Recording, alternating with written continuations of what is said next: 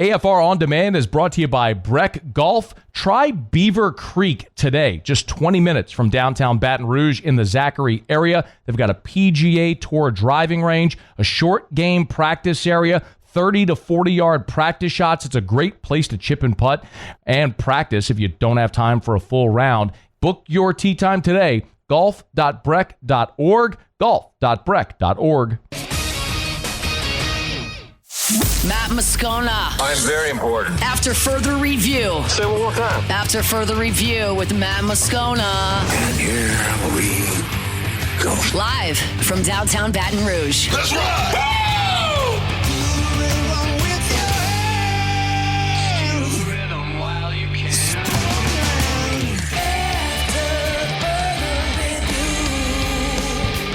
Hour 2, off we go.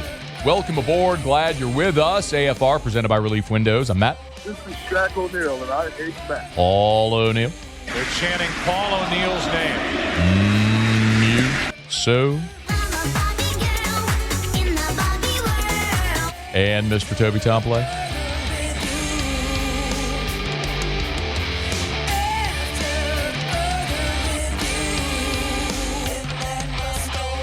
All right, we're here. Glad you are as well. Get out there and make it a good one. Gordon McKernan in studio next hour. We're talking about NIL with G when he's in studio with us. We've got a ton to do.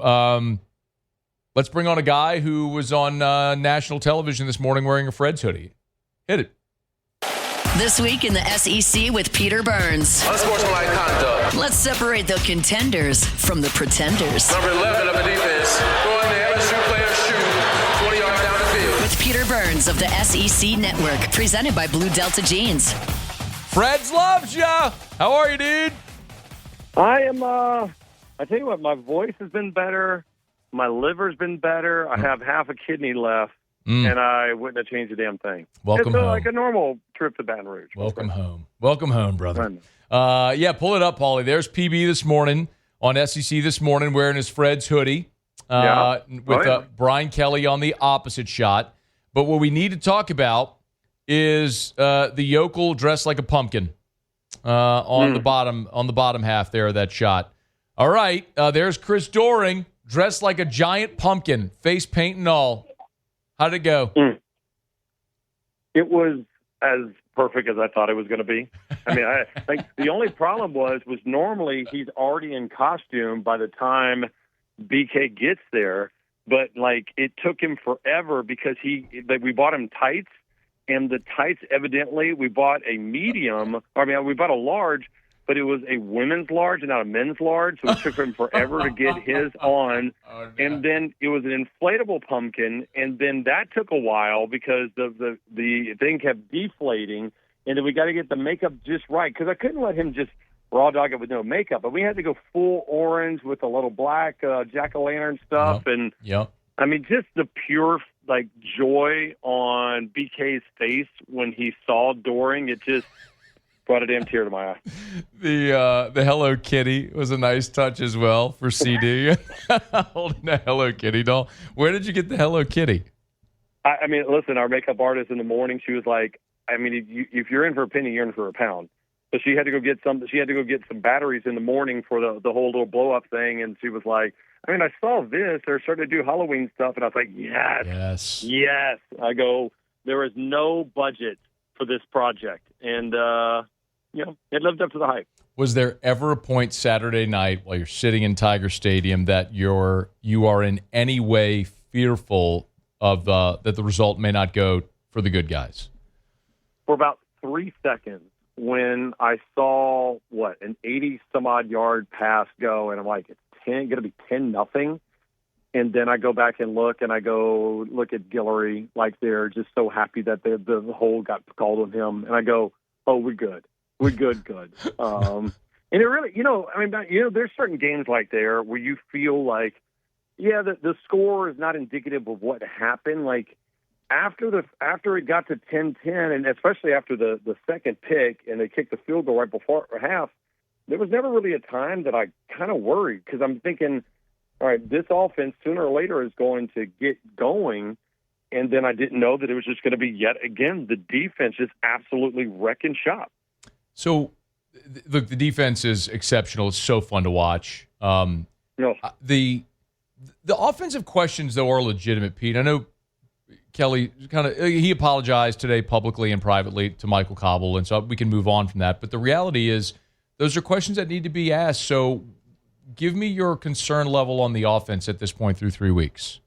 Well, I mean, I think the concern level is kind of not unlike the concern level that I had with LSU's defense in 2019, right? And I'm not saying this defense is as generational as LSU's offense was generational in 2019, but I remember 2019 they would score, but you're like, well, you got to because you're going to give up 35 damn points a game, and so I've tried to look at this through the prism of in 2019, that defense got a little healthier towards the middle part of the season. Then it started gelling, and by the end of the time, they had, they could get you 3 or 4 solid stops.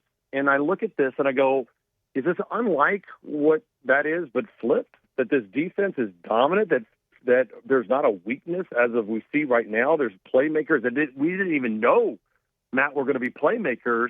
Especially when both of the Weeks brothers go out, you're like, all right, who's going to step up? Well, no problem. Somebody else did. And so for me, I look at this and I go, is there talent? Well, there's talent. Is there experience? Hell yeah, there's experience. And I think BK said it. I mean, the injury part, saying he's not 100%, that's part of it. But also it's complementary football. Like, you don't need to turn Garrett Nussmeier into a damn gunslinger when you got bullets on the other side when it comes to playing great defense. Yeah. The 2019 comp is a good one, man. They gave up 38 to Texas, and they gave up 38 to Vandy, and that's when everyone's like, "What's going on?" Like Dave Aranda defense, right. But you're right. They from that point on, they were good enough to get stops when they needed stops.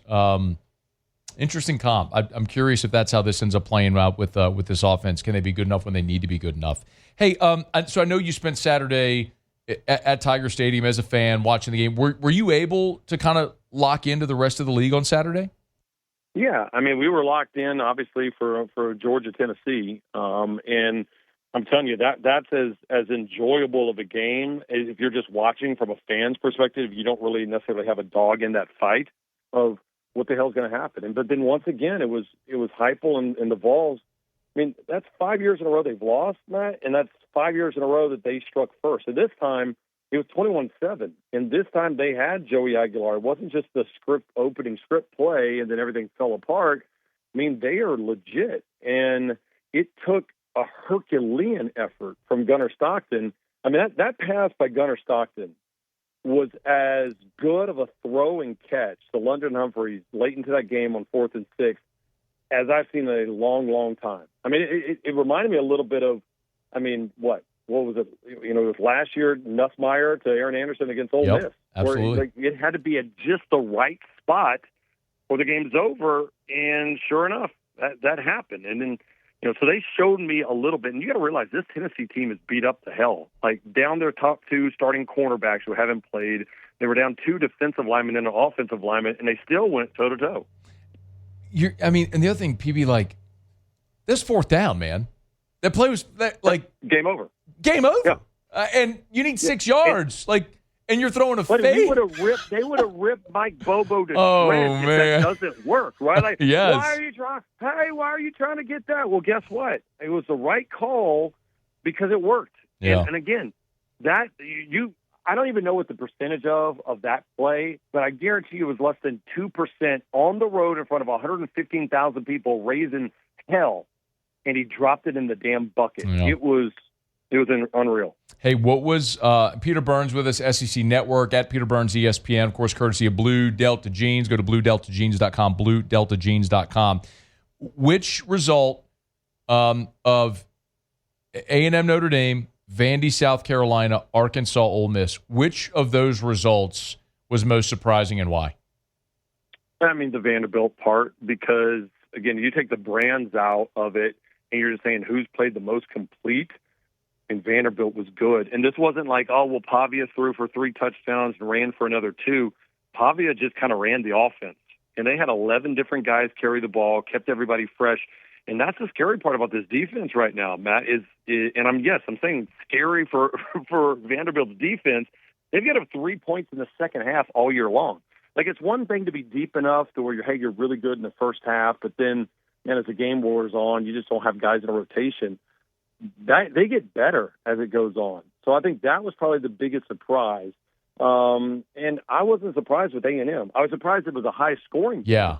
Yeah. But I wasn't surprised because I didn't think that Notre Dame was that good. I had Mike Elko on my show this morning, and right before we come on air, I told him, I was like, I got to be honest with you, I was pulling for A&M. And I said, and I was with a bunch of LSU fans. They're like, oh, you can't pull for A&M. And I told Elko this before we go on air. I go, hell yeah, I was pulling for you guys. Because I'm like, it's only better for you guys to be in the driver's seat and playing well, and for LSU to be playing well. So when you do have that matchup later in Tiger Stadium, that there's a whole hell of a lot on the line. It's going to be a lot of fun, man. And Notre Dame at 0-2 with no other ranked opponents other than Southern Cal, that could be one of those spots that it's like, well, do we take Notre Dame, who looks good because they beat up on other bad teams? Yeah. Or do we take a 9-3 or another 10-2 SEC squad, which LSU could potentially be in? It was a good result for the SEC and LSU. Peter Burns, SEC Network. What are you most looking forward to this week? I mean, I got to see if John Mateer is the real deal. And again, I give credit to Chris Doering on very few things. One, he's a hell of a sport when it comes to our bet, and he locked all the way into it. But again, another credit to that, he has been on this John Mateer Oklahoma bandwagon from the jump. And I didn't believe it. I'm like, all right, this is kind of one of those, I'm going to have a take at media days and stand out. But he brought receipts. He told me why he thought that was going to be the case. And, man, there's a certain swagger between him and, Jackson Arnold going back to Oklahoma. The storylines of galore are going to be amazing. Speaking of receipts, I mean, you did call on Friday that the game was going to end with DJ Pickett intercepting DJ Lagway. But literally, we do the future headlines, and they're like, all right, what's going to be the future headline? And I said, DJ silences DJ. Pickett seals the win. And then that's the only thing that got me pissed off. I have never nailed one, ever, before. I do zero analysis, zero film study. I talk out of my ass like a fan, and I nail it. And I look at Doring over there in his pumpkin suit, and he goes, it was a good call. Whatever. I was like, you bitter SOB. I was so upset. Receipts, man. We got it up on the screen right there. You can check all of Peter's social. Like, it's there. I did that on Friday. That's amazing. I did that on Friday. Friday. You nailed it. Like, credit. Credit where it's due. That's awesome. Peter Burns, SEC Network, Blue Delta Jeans, and does a show every morning with a pumpkin. That's so good. I mean, so good. Chef's kiss. It's incredible, really. And I got to go to field hockey practice. I don't know anything about field hockey, so wish me luck. Enjoy. Thank you. Hey, buddy. That's Peter Burns. It's AFR. AFR. Brought to you by Duplessis Builders. DuplessisBuilders.net. DuplessisBuilders.net. Thinking about building a pool? Great idea. Love our pool. It's awesome. I mean, we were swimming this weekend. It's the middle of September. We're still swimming because it's 90 degrees outside. I mean, you get such length, seasonal length out of your pool when you live in Louisiana because you could swim basically from like March to October. Anyway, call our friends over at Duplessis if you're thinking about building a pool, or maybe you bought a house that has a pool, but it's dated. Maybe it needs to be remodeled or updated or renovated. They can help you with that as well. Honestly, that's what happened with me and Erica. The house we bought had a pool, and it just had to be completely redone and remodeled. And Duplessis can do that for you with the same great integrity, the same great warranties that they offer. It's DuplessisBuilders.net, and they're great supporters of the Tigers. DuplessisBuilders.net. After further review, presented by Relief Windows. Windows, doors, siding, and we do shutters too.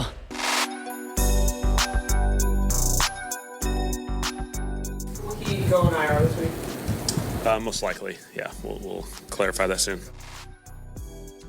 Saints lose to the 49ers on Sunday, 26-21, and for the second consecutive week, it would appear as though the Saints are losing a defender for the rest of the season. Of course, Julian Blackmon, after the Week 1 loss to Arizona, we learned torn labrum, and he is done for the season as he's gone to IR.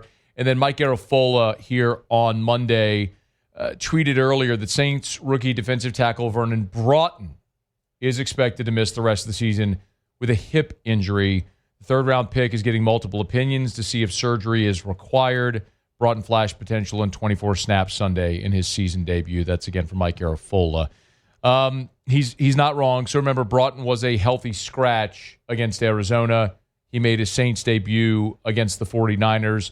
He played 24 snaps, 10 against the run, 13 against the pass rush, and then he was in coverage on one play, which is just weird, but happens.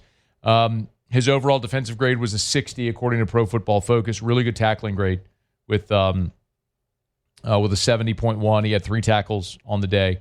So, big dude at 6'4", 305, a guy that coming out of Texas who played collegiately for Bo Davis at Texas. The Saints drafted him. Clearly someone that Bo Davis believed in college, and enough to draft him here into the NFL. But unfortunately for the New Orleans Saints, Vernon Broughton's rookie season is apparently done after just one game that he played in. For what it's worth, Kellen Moore, when he met with reporters on Monday, did kind of give an update on the injury. Don't know the exact answer to that yet. So I know they're finalized. They did all the MRIs and everything, all the tests today. And so they'll figure out an action plan moving forward. Certainly tomorrow we'll have a really clear picture. So he actually didn't give an update on the injury, but he was asked, when they learned about the injury, because it didn't appear as though anybody knew anything during the game. I think a little bit, yeah. Yeah, he was not on the initial medical report coming out of the game, right after the game for myself. And so I think it's something that kind of, once the adrenaline wears off, you start identifying something that's not right. That's a bummer. It's exactly what happened a week ago with Julian Blackmon, who was the highest graded Saints player defensively after Demario Davis. And we learned only after the game that he tore his labrum during the game, that he's shut down for the year. Now it's happening with Broughton as well.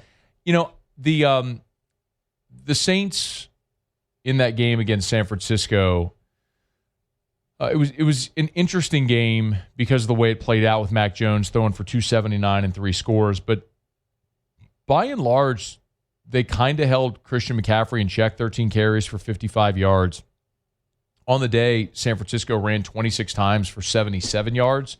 So that's an average of 3 yards per carry. They only gave up a long of 13.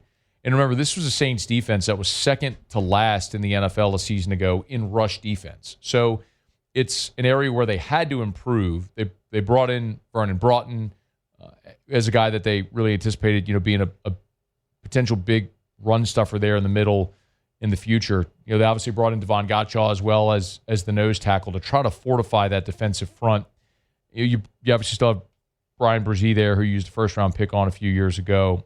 But whereas you had issues against the run in week 1, you really performed well against the run here. And it's not to say that losing Vernon Broughton is going to be some massive windfall of negativity for the New Orleans Saints this year, because I don't know that your win total changes. It's just one of those where,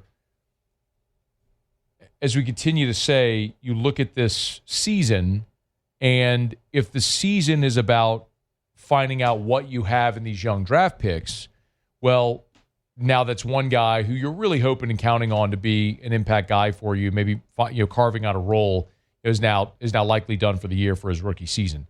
The flip side of that is, with Julian Blackmon injury, you get to find out more about Jonas Sanker, who started and was second on the team in tackles behind only Demario Davis.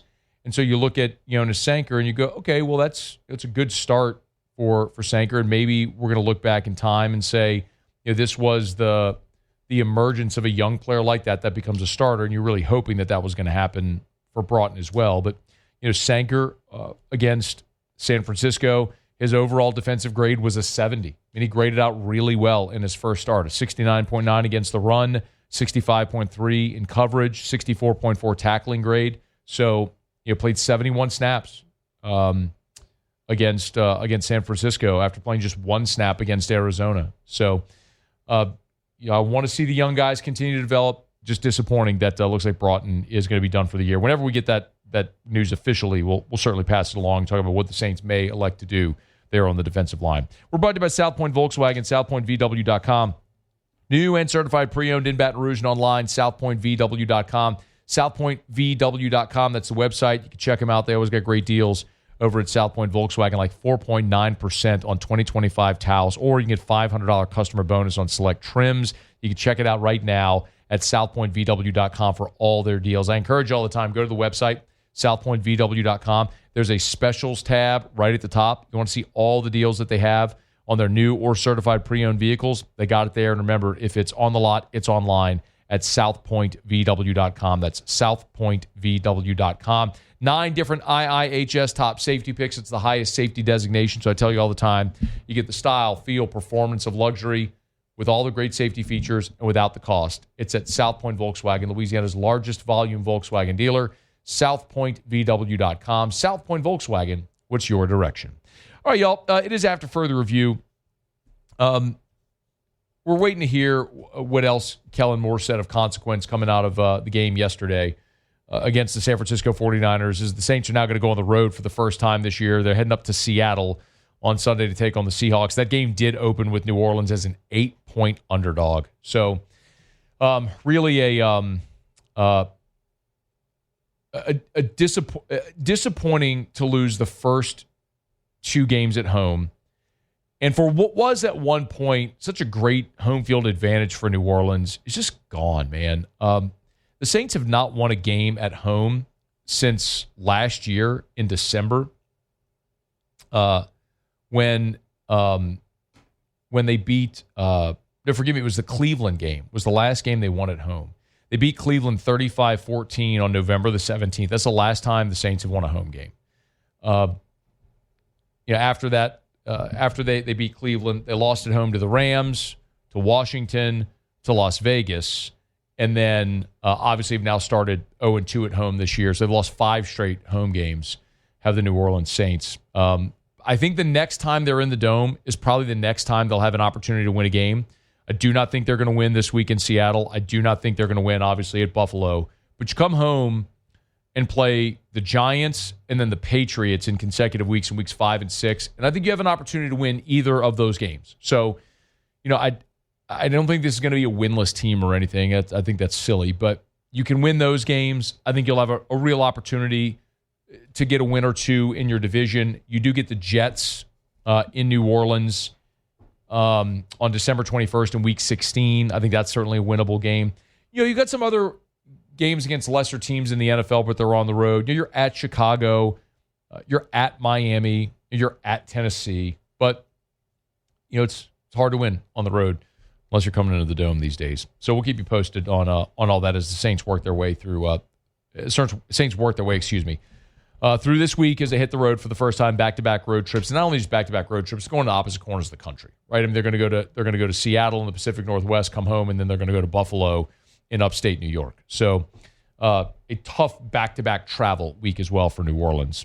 So they'll be without Vernon Broughton, it would appear, for the season. All right, it's after further review. We're glad you're with us. Our Monday shows are brought to you by Relief Windows and ReliefWindows.com. Windows, door siding. They do shutters as well. Relief Windows and ReliefWindows.com. All right, quick break. Gordon McKernan is going to be in studio in about half an hour from right now. When we come back, we talked plenty about LSU beating Florida, but it was a really monumental day for the future of LSU's quarterback position as LSU has landed a quarterback for the class of 2027. We want to talk about it next here on AFR. After further review. After further review, presented by Relief Windows. Windows, doors, siding, and we do shutters too.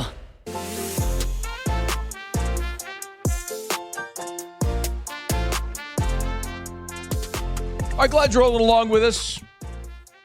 Tigers got a commitment from Peyton Houston, quarterback from Evangel. I want to talk about that in a second. Of course, love telling you about Shaw Bills. This 5-star Google review. Office staff was great. Spent a lot of time making sure I got the best price on tires.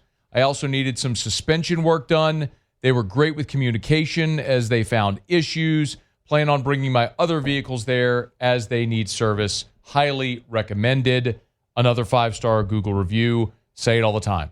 They'll sell you name brand tires at wholesale prices, and they'll keep you coming back year after year after year because they're going to treat you like family. You buy the best tires at the cheapest price, and they treat you great, so you keep coming back for everything you need with your vehicle forever. It's Shaw Bills. They've been doing that for almost 60 years now.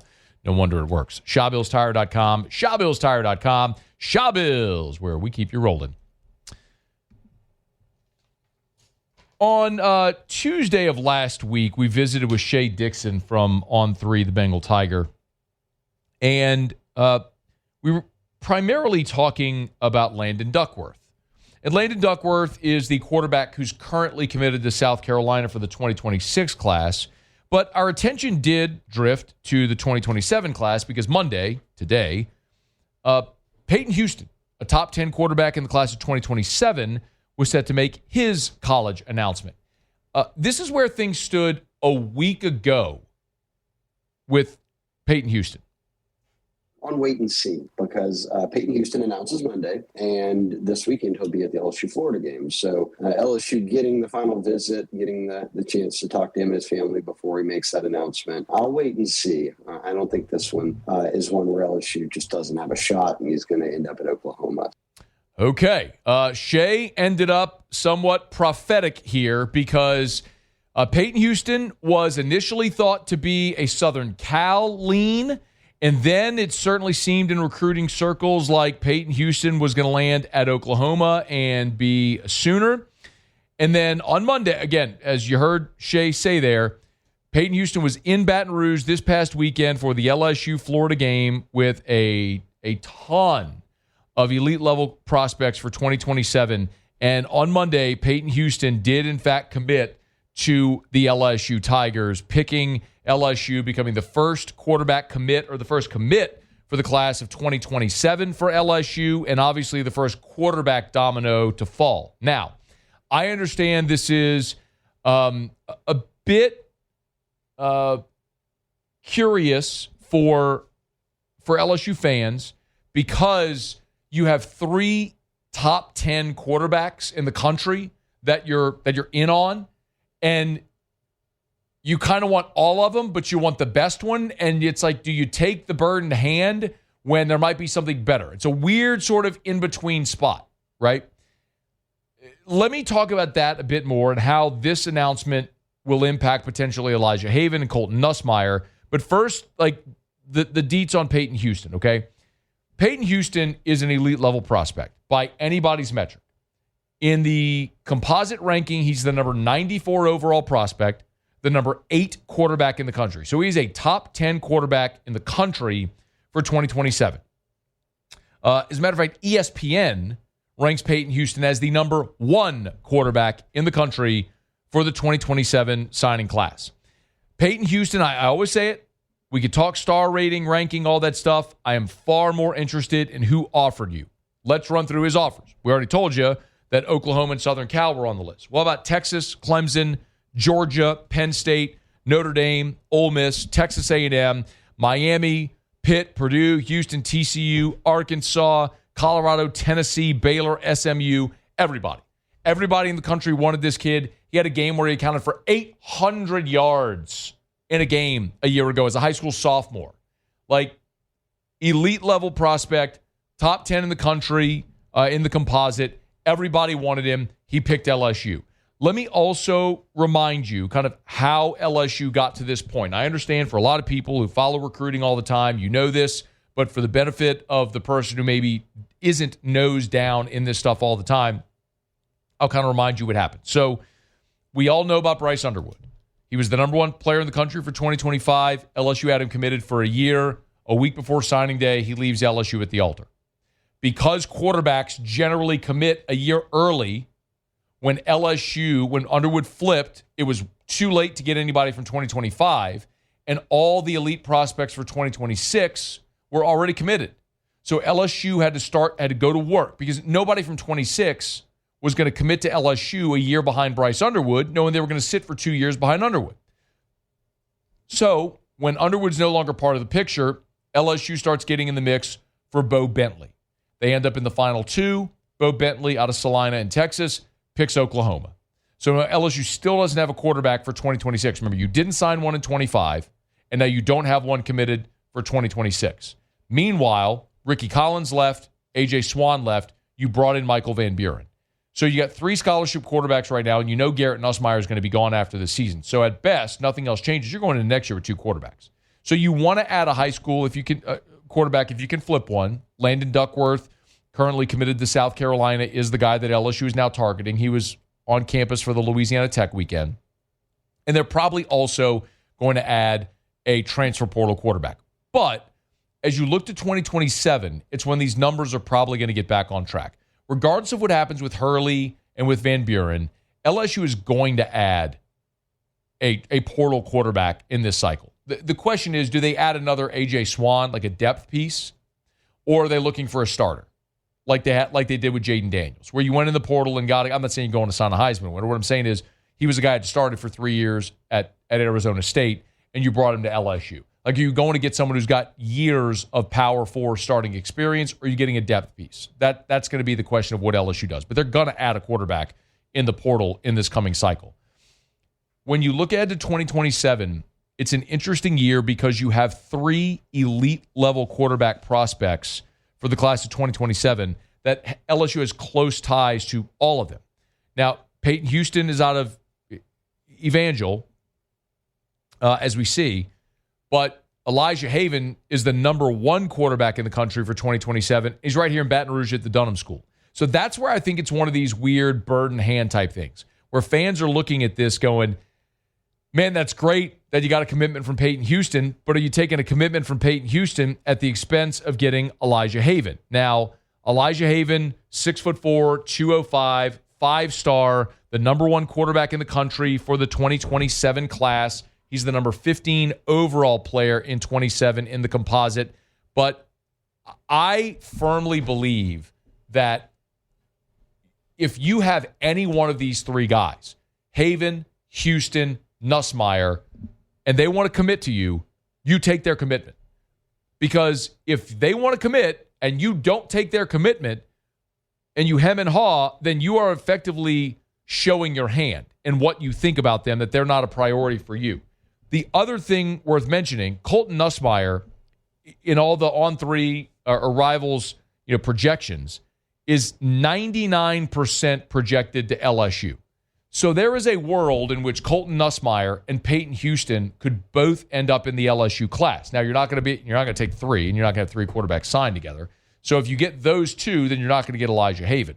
I think the question is, right now, of these 3, which do you value the most? And I know what fans are going to say. They're going to look at the shiny ranking on Elijah Haven and say, that's the guy we want. He's in Baton Rouge. And I don't necessarily disagree with that sentiment. I can't say that I know a ton about it. Nussmeier is 6'3.5", 200 pounds. He's a lefty. He's number 84 in the composite. He's the number 6 quarterback in the country, the 10th best player in the state of Texas. So you're talking about right now with with Peyton Houston already committed, a top 10 quarterback, and a very likely commitment from Colton Nussmeier. You're likely to have 2 top 10 quarterbacks in the country for next year, both commit to your 2027 class. Now, that means you wouldn't get Elijah Haven, but okay. Haven right now is thought to be a Florida lean, and that obviously could change based on what happens with Billy Napier. If Billy Napier's fired, does that change? Maybe. Don't know. We'll wait and see how it all plays out. But the bottom line is LSU doesn't have a bad option. Like, that's the great news. You've got you're in on 3 top 10 quarterbacks in the country. You got a commitment now from the number 8 quarterback in the country. The number 6 quarterback is the brother of your current quarterback, who's thought to be a heavy lean to LSU, and the number 1 quarterback in the country is 10 minutes down the road at the Dunham School.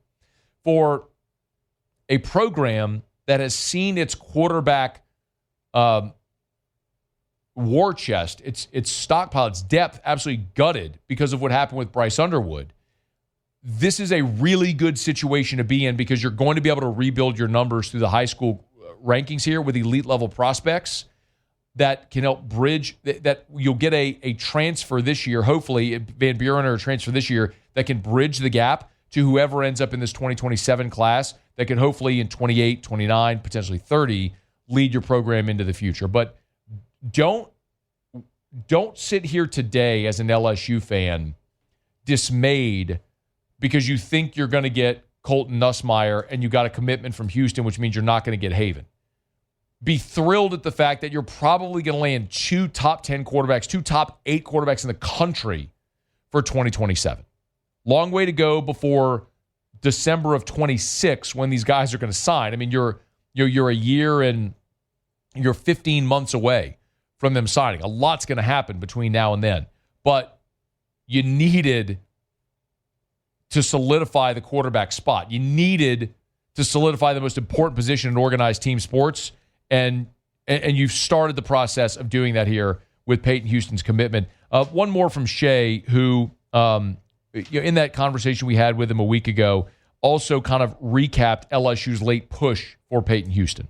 LSU has pushed and prioritized him as hard as they have any other quarterback over the past few months, which, you could call a shift from how things play out, but that's recruiting. Even more so a quarterback in a class where you probably are going to take more than one guy. So I think that over time, different teams surge, but I would say that LSU is right up there with anyone who has recruited him the hardest over the past few months. And look, we'll see how it goes, like I said. But we've known for a while that there was going to be Haven in Baton Rouge, Nussmeier in Texas, and then Houston emerged pretty quickly as one of the best players in the country up at Evangel. I also think one other thing was Shea mentioning that LSU is going to take two or wants to take two, and that all of these quarterbacks they're recruiting know that LSU wants to take two quarterbacks in the 2027 cycle.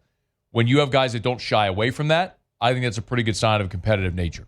Now, we also know that Garrett Nussmeier is going to be the first quarterback since Jordan Jefferson and Jarrett Lee to start their career at LSU and finish their career at LSU.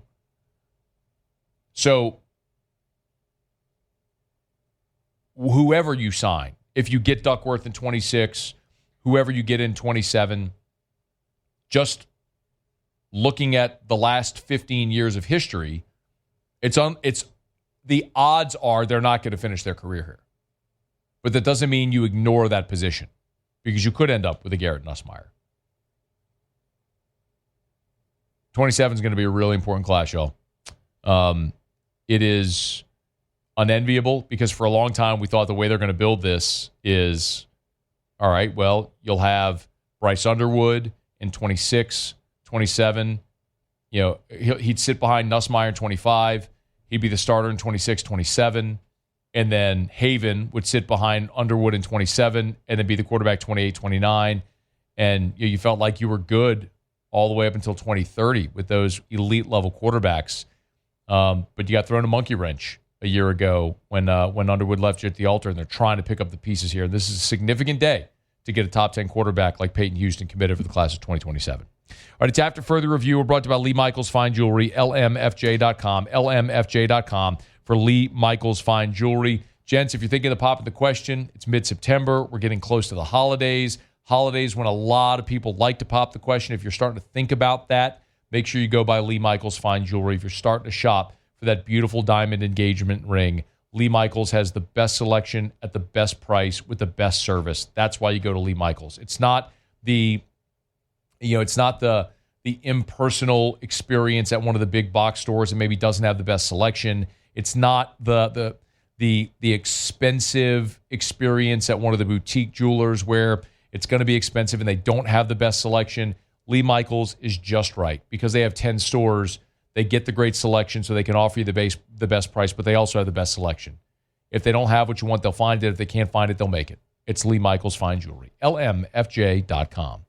All right, y'all, it is After Further Review. We're glad to have you aboard with us. We're going to go hit Tigers and the Pros when we come back. I would assume we'll have an update on both Joe Burrow and Jaden Daniels, a couple of former Heisman-winning quarterbacks at LSU, both injured on the same day in the NFL. Both looks like they're facing extended recovery periods in the National Football League, so we'll get to that. And Gordon McKernan will be in studio with us in about 15 minutes from right now. Always love we get a few minutes with G. We'll talk a little NIL. The G team's got Garrett Nussmeier, of course, part of the G team now. Learned today, Nuss dealing with a little bit of a torso injury. We'll get Gordon's take on that. We're glad you're hanging out with us here on a Monday edition of AFR presented by Relief Windows. Don't you move.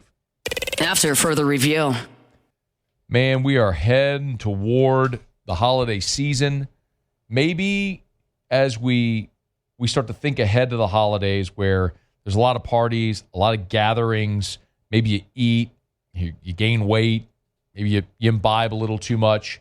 Remember everything that they have to offer over at Goodwood Men's Sexual Wellness and also at Unique Physique. So it's actually 3 entities all in one. There's Goodwood, which is the men's clinic. There's Unique Physique, which offers the GLP-1 meds, right? Like semaglutide, tirzepatide. And then there's Unique Aesthetics and Wellness, which is the aesthetics clinic, lasers, Botox, all that sort of stuff. It's all there on Drusilla near each other. When we talk about Goodwood Men's Sexual Wellness, of course, hormone replacement therapy. They do ED treatments if you're struggling with that. And all the peptide therapies that I've told you about as well, like NAD+, BPC 157. Learn more about the ways it can help you feel your best. YourGoodwood.com. After further review, presented by Relief Windows. Windows, doors, siding. And we do shutters too.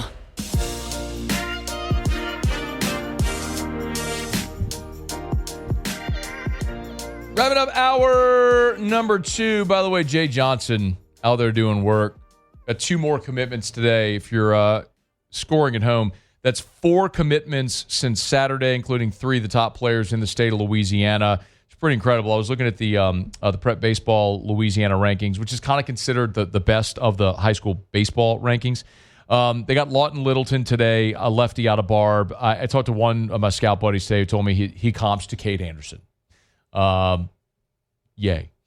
Cade Luker committed over the weekend. Jordan Griffin, Devin Downs, Koa Romero, Jack Lee. The top 6 players in Louisiana for 2027 are all now LSU commitments. Thank you very much. Jay Johnson out there doing work. If you want to read about them all, everything's up there for free over at louisianasports.net, louisianasports.net. All right, Muso. Tigers in the pros. Tigers in the pros. They still bleed purple and gold. They're just really rich now. All right. The Bengals played the Jaguars in that game. Joe Burrow got sacked, left the game. Turns out it's turf toe. Grade 3 turf toe with multiple torn ligaments. So the news was made public today. Zach Taylor confirming Joe Burrow will have surgery on his toe and will miss 3 months because of that. He's got a toe. That should put him back mid-December. That's going to be Jake Browning until then. But just a bummer, man. They haven't been able to keep Joe Burrow clean and resulted in a lot of injuries for him early in his career. And Can I change my Super Bowl pick? And what might have been. I hate the Bengals for that a lot. Anyway, in that game, though, Jamar Chase had 14 receptions for 165 yards and a touchdown because he's still awesome. He also had a tackle on one of Jake Browning's 3 interceptions. Jaden Daniels. They still won? They still won. And they were losing when Joey B left the game. They still won. Jaden Daniels, you remember Thursday night against the Packers, suffered a knee injury. Monday, when Dan Quinn met with the media, he confirmed that Daniels is day-to-day. Didn't specify the injury, but that's why we have Adam Schefter, who, according to his sources, say it's a knee sprain. Day-to-day for Sunday. What does that mean? Well, it has to hit a bunch of markers, including strength, the movements, his pivoting and things of that nature, stopping, changing directions. We'll keep you updated, but it's a knee sprain for Jaden Daniels. Damone Clark, 4 stops in the game for the Cowboys. On the other side, with the Giants, Malik Neighbors, 9 receptions, 167 yards, 2 touchdowns. That was a fantastic game. Actually, by the way, he also had a tackle in the game, as did Cordell Flott. Had 2 of them and 2 passes defended. Very, very nice there. I lost my spot. Patrick Queen had a great day. That's Tigers in the Pros. Presented by Arco Power Systems, ARCCO, Arco Power Systems. It's this easy. We talk about generators all the time in Louisiana because we have storms and the power goes out. I'm not talking about your home. This is for your business. It's Generac Industrial Power. It's Arco Power Systems. Now, one of the awesome things about Arco is while they're based right here in Baton Rouge, they service businesses all over the Gulf South.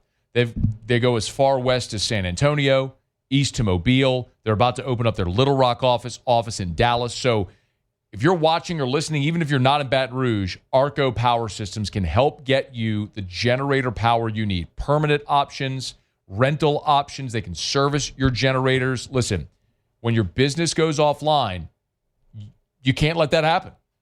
Arco Power Systems will help. ARCCO, arco.com, arco.com.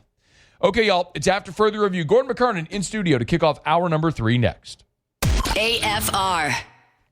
I love telling you about First South Farm Credit. It's a great local business that's been around for more than 100 years, since 1916. 2 world wars, the Great Depression, hurricanes, droughts, financial collapses, but First South Farm Credit has still been there. First, when it comes to helping farmers buy that land for agriculture. First, when it comes to you buying that hunting property, that recreational property. First, when it comes to helping you buy land to build your family's dream home. It's First South Farm Credit. Your first call should be to First South Farm Credit. And because they're member-owned, they don't sell your loan. They offer the patronage refund, which effectively lowers your cost of borrowing. They'll offer loan and note modifications. It's effectively a refi when rates come down. They'll call you when rates drop to let you know. It's a great thing about doing business with people who are local. FirstSouthLand.com.